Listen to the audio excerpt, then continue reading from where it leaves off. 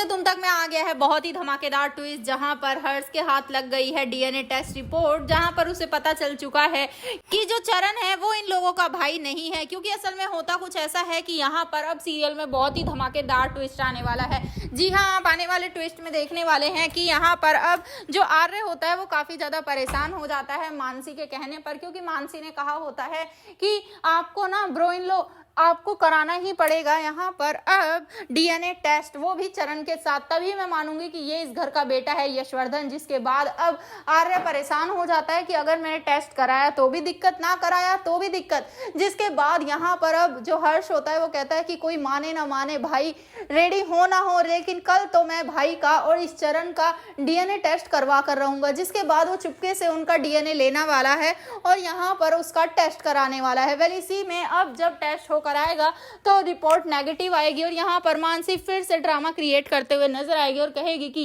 ये लड़का इस घर में नहीं रह सकता। लेकिन तभी होगा बड़ा धमाका, क्योंकि भाई अब जल्द ही सबके सामने बहुत बड़ा सच खुलने वाला है।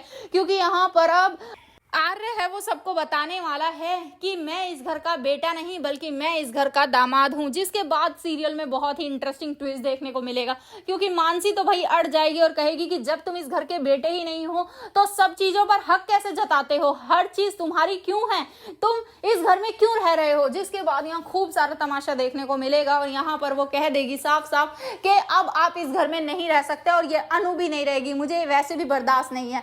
तो अब सीरियल बहुत ही धमाकेदार होगा। अब देखना इंटरेस्टिंग है कि आखिर अब माँ किसका साथ देगी, क्या वो आर्य के साथ जाएंगी, अनु के साथ, या फिर घर में ही रहेंगी मानसी, हर्ष और साथ ही चरण के साथ।